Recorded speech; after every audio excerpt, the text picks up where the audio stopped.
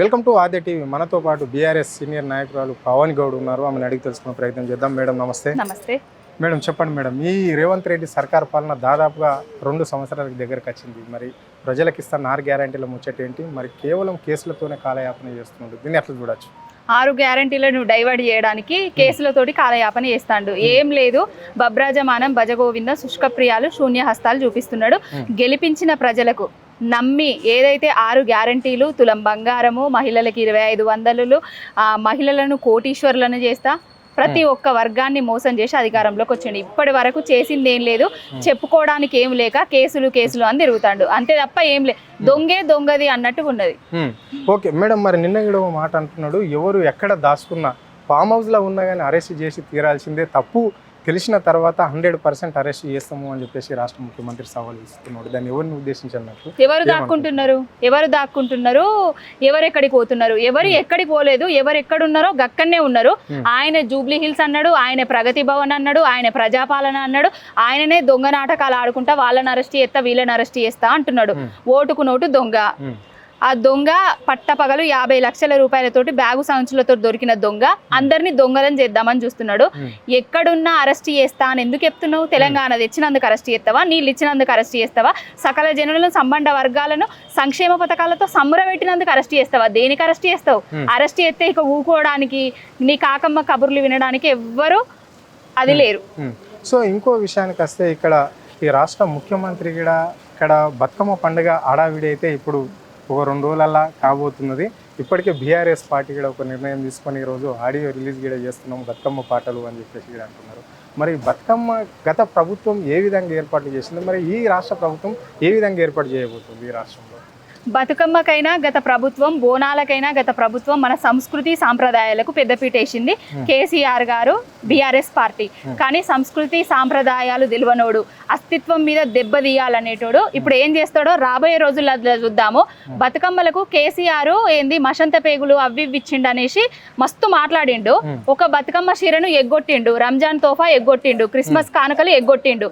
ఇప్పుడు మళ్ళీ బతుకమ్మ వస్తుంది, మరి ఏ చీరలు ఇస్తాడో చూద్దాము. ఏదో బతుకమ్మ చీర అని బాపు కేసీఆర్ గారు పెడితే ఆ చీర పేరు మార్చి ఏదో ఇందిరమ్మ చీర అని పెడుతున్నాడు. బతుకమ్మ అంటే సంస్కృతి సాంప్రదాయాలకు, కట్టు బొట్టుకు, పసుపు కుంకుమకు, గాజులకు ప్రతీక. మరి ఇందిరమ్మ చీరలు దేనికి ప్రతీకనో వాళ్ళే చెప్పాలి.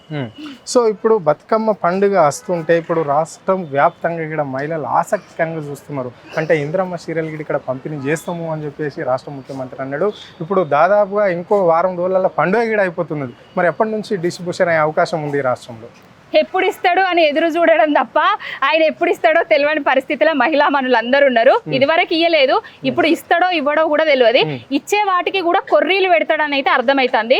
ఎవ్విస్తాడో చూద్దాము, ఇచ్చిన తర్వాత మాట్లాడదాం. ఓకేనా? చివరిగా అంటే ఇప్పుడు రాష్ట్ర ముఖ్యమంత్రి వ్యాఖ్యలను ఏ విధంగా చూడాలి? మరి బీఆర్ఎస్ నాయకులు ఎందుకు టార్గెట్ అవుతున్నారు? ఎందుకు బీఆర్ఎస్ నాయకుల పైన కేసులు నమోదవుతున్నాయి ఈ రాష్ట్రంలో అత్యధికంగా? పిచ్చోని చేతిలో రాయి. అధికారం అనేది ఒక పిచ్చోనికి ఇచ్చినాం. ఆ పిచ్చోడు ఎవరి మీద ఏ రాయేస్తాడో తెలియదు, ఆ విధంగా చేస్తున్నాడు. కేసులు ఎందుకైతున్నాయి అంటే కేటీఆర్ గారు హైదరాబాద్ ని అభివృద్ధి చేసిండు. రేవంత్ రెడ్డికి అభివృద్ధి అంటే నచ్చది. ఎక్కడికి పోయినా కేటీఆర్ అనే పేరు వినబడుతుంది. అందుకే కేటీఆర్ గారి మీద ఈ ఫార్ములా రేస్ అనేసి ఒక కేసు అన్నాడు. మళ్ళీ తర్వాత హరీష్ రావు గారు, కేసీఆర్ గారు, వీళ్ళ పేర్లు కూడా ఎక్కడ నీళ్ళు ఇడిచినా కేసీఆర్ నీళ్ళే అంటారు. నాకు ఎక్కడ పేరు వస్తలేదు అనేసి కాళేశ్వరం ప్రాజెక్టు డొల్లా నీళ్లు తీసుకొచ్చిన మన కొండారెడ్డి, మన కొడంగల్ల నీళ్లు మన వదినమ్మ గీతారెడ్డి కొడితే, లేకపోతే ఈయన బోరింగ్ తోటి ఈయన కొడితే ఆమె బిందెలు తీసుకొచ్చి మల్లన్న సాగర్లో పోసిందట. గా నీళ్ళు ఇస్తా అని చెప్తాడు. అన్ని బూటకపు మాటలు, నాటకపు ఏషాలు తప్ప ఇంకొకటి ఏం లేదు. తెలంగాణ ప్రజలను, తెలంగాణ రాష్ట్రాన్ని అధపాతాళానికి తీసుకుపోతుండు రేవంత్ రెడ్డి.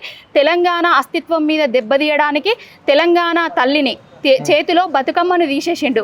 బతుకమ్మ తీసేసి మన అస్తిత్వం మీద దెబ్బతీసిండు. మళ్ళీ ఇప్పుడు ఆ బతుకమ్మ చీరలను తీసేసి మళ్ళీ ఇందిరమ్మ చీరలు అనేసి మన అస్తిత్వం మీద దెబ్బతీస్తూనే ఉంటాడు, ఇంకా దెబ్బతీస్తూనే ఉంటాడు.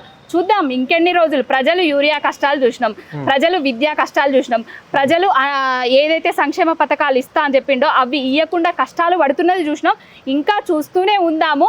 ఏంటంటే మంచి తెలవాలంటే చెడు కూడా రాజ్యం ఏరాలి కదా. ఇప్పుడు చెడు రాజ్యం వెళ్తుంది. కేసీఆర్ గారు చేసిన మంచి పనులు ఏంటిది అనేది తెలంగాణ ప్రజలు ఒక్కొక్కటి తెలుసుకుంటున్నారు. రేపు రాబోయే రోజులల్లో అది జూబ్లీ హిల్స్ కానివ్వండి, లేకపోతే స్టేషన్ గణపూర్ కానివ్వండి, లేకపోతే అది నిజామాబాద్ దగ్గర పోచారం శ్రీనివాసరెడ్డి బన్సువాడ ఉన్న జుడురి, అక్కడ ఎక్కడ కానీ ఉప ఎన్నికలు వచ్చినా కానీ ఏ ఎన్నికలు వచ్చినా కానీ బీఆర్ఎస్ పార్టీకి బ్రహ్మరథం పట్టబోతున్నారు రేపు తెలంగాణ ప్రజలు. Okay right. ఇది ఈరోజు పవన్ గౌడ్తో ఫేస్